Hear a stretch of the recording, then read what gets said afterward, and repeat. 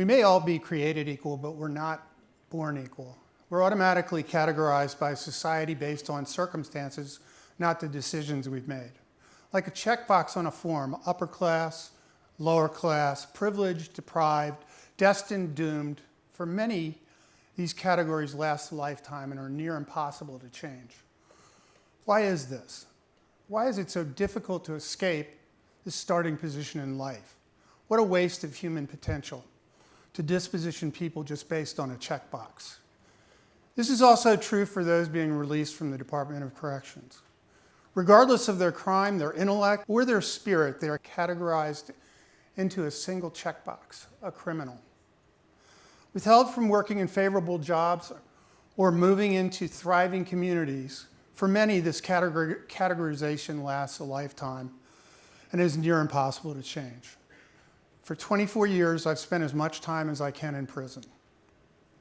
That's more than a lot of you guys. You know. I hire female offenders for the most critical roles in our company. On a daily basis, they are discussing highly complex technical concepts with some very, very demanding customers. Collectively, these women have established a recidivism rate of just 6%. This is less than 1/10 of the national average. And this is over the entire history of the company. Why is this? Put simply, we refuse to waste human potential. We don't disposition people based on a checkbox. I'll describe how we do this, but first I want to describe why. The little guy there is me, by the way, just in case you didn't. So I was born with a silver spoon in my mouth, literally. I grew up on Holly Beach Farm on a remote peninsula of the Chesapeake Bay outside of Washington, D.C. It was like a scene out of The Great Gatsby. A sparkling mansion with green shutters, a labyrinth of intricately designed brick walls leading into a very large garden and an apple orchard looking down on a 10-mile stretch of the Chesapeake Bay. This is where I grew up. This is my life. The estate was owned by my godmother, whose husband was a handsome, internationally renowned neurosurgeon, who often hosted elite guests from the ritzy world of Washington, D.C., Northern Virginia, Georgetown, and New York. My father was a Princeton grad, whose parents were both doctors. Grandma was the first female graduate of Johns Hopkins Medical School and a nationally renowned suffragette. My grandfather, my mother's side, was chairman of the largest commercial bank in Baltimore and insisted that I be named after him at my christening.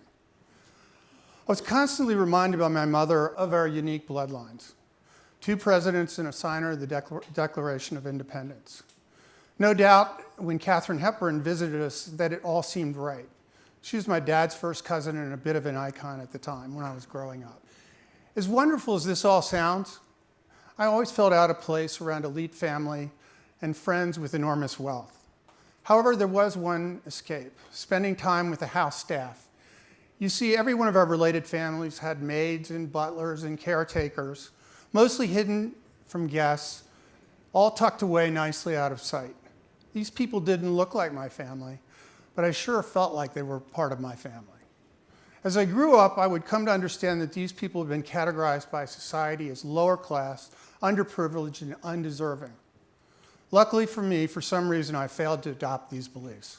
I felt myself whenever I was around them. Growing into adulthood, I started building my own family, some of whom are here today. I tried to be the best representative of the upper middle class WASP culture I was born into. I started my career as a marketing rep for IBM, subsequently running my own companies. But something never felt quite right. I felt as though I had misperceived my role in the world. I belonged to the finest clubs and lived in the best neighborhoods, but always feeling a little out of place everywhere I went, until 1995. I was in my 40s in between careers. I liked high-tech stuff. I liked sales and marketing. I ran into a guy who said he had an offer I couldn't refuse. He took me to a downtown Phoenix, to an old Best Western hotel, which had been converted to a prison complete with razor wire all around it. He led me into the prison through a little sally port into an internal courtyard. Inside the courtyard, there was a trailer. You know, the kind of trailer you see in a shipping yard. Inside the trailer was the makings of a call center, all staffed with felons. There were 5 part-time callers, 2 part-time partners, a part-time supervisor, and a 486 PC, and no paying customers. Not a single paying customer. And I turned to him and I said, wow, this looks like a really great idea. I really meant it. I was a million miles away from the glory of my childhood, still raging, with raging ambitions to be as successful as my DNA. I felt pulled to this place by an undeniable power. For the first time in my life, true story, since leaving Holly Beach Farm, I felt at home in a women's correctional facility. I had this wild epiphany. I thought of all the great places I had been in the world and all of the things that I'd learned in the process. I was a successful entrepreneur, very successful in technology and finance, mostly in a position to do whatever it is that I wanted to do. And it struck me that being able to help change the lives of these women and the potential of their family legacy would be an amazing honor. The ladies I met the first day were articulate, smart, motivated, and excited to be there. But could I really teach them the skills necessary to run a successful business? Well, you've seen some of them up here, by the way. Could they develop business acumen, understand the different technologies and how they work, and how to communicate with executives in executive speak? Well, I just love underdog stories, so we rolled up our sleeves and got going. We developed our own curriculum and college-level courses, immersing the women in technical training and learning exercises, pushing them harder than they'd ever been pushed before. We still do that, by the way. It took about a year before we were ready to roll. Fast forward 20 years, and we've seen some amazing results. Televerde has grown into a highly successful demand gen company internationally. The majority of our workforce are incarcerated or formerly incarcerated. I remember visiting the call center here in Perryville one day, asking everyone what they were working on and how things were going. Typical stuff. One of our ladies who'd had a very rough start in life, no formal education, told me that she was working on a business intelligence and analytics strategies for the federal government. You know, just a small little thing like that. 15 minutes later, she was on the phone with the second in charge of the US Treasury. I watched in awe of this woman. She was articulate, knowledgeable, delightful, speaking to her client about very complex topics, the different parts of the Treasury, and types of technologies they could use to support their analytics need. Even more amazing, I don't think she realized she was on a first-name basis with somebody just one person removed from the first black president in US history. Think about the juxtaposition of the executive wearing a suit sitting in their Washington, D.C. office and this felon in orange sitting in Perryville. It's absolutely amazing to me to this day. And it proves that the human spirit under the right conditions, given the right opportunity, can rise up and do absolutely extraordinary things. The same thing happens at client dinners.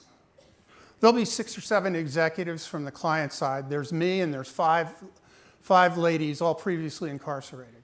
You got to get this scene. This doesn't happen. Everyone is engaging in robust conversations about business opportunities, life outside of work, our families, and things like our favorite vacations. If you were somebody on the outside looking at this, you just couldn't fathom it. The thing I was never able to do as a child, joining members of the elite with members of the disadvantaged, is happening around here every single day. However, it's not easy. We come under scrutiny a lot. People ask me why I'm providing such great opportunities, good working conditions, and comfortable chairs in new cubicles with pay to criminals, to people who have been sentenced to serve time for their crimes. Shouldn't they be serving time in a harsh environment, being punished for what they've done? Believe me, they are. They spend the majority of their time for hundreds, sometimes thousands of days locked up in a box, away from their loved ones, their homes, and their life, in the last place any one of us would want to be. But I think crime and punishment in our society at all levels is undergoing evolution. In the last 30 years, punishment has changed more towards correction, but it has farther to go. Here in Arizona, state government has been very supportive of putting the incarcerated to work, giving them opportunities to make their lives better, giving them a second chance. There's been a wave of change throughout the ecosystem between government, private sector, the correctional facilities. I get kicked out every once in a while, but not that much. Understanding that people are human and having empathy for what it is that we're trying to do. People ask me why not hire candidates on the outside with a clean record. Honestly, the people outside find it difficult to learn our jobs the way we teach it and to become competitive in the job. They struggle to reach the advanced level that they need to achieve. It's not a question of ability, it's a question of focus. We really have a captive audience here. These, slow down.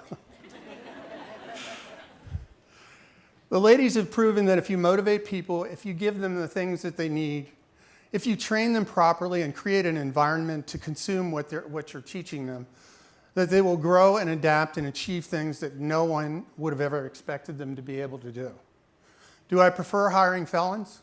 I prefer hiring winners.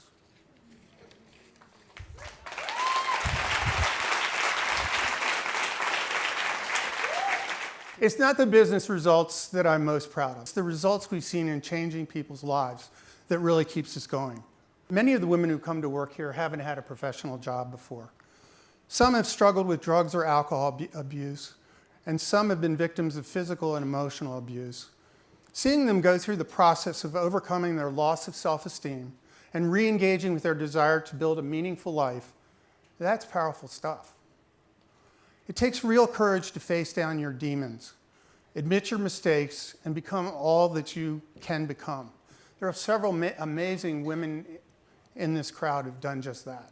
And then there's one sitting here who started with me in that trailer, graduated to our corporate headquarters, completed her bachelor's, received an MBA from ASU's top 20 program, and is now our global head of marketing.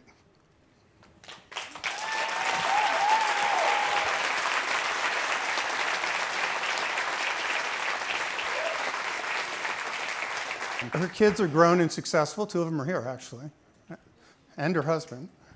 And one of them works at our company, too, a real child of the business. Over the last 2 decades, I consider it a real privilege of my life to play a part in helping hundreds of women turn their lives around and build a real legacy for their family. The United States has taken a very firm stance against crime. The result is the largest population of incarcerated people in the world. I believe we can all rethink how we look at those who are incarcerated. Discarding people for the rest of their lives based on a decision they made in the worst day of their life is such a waste of human potential.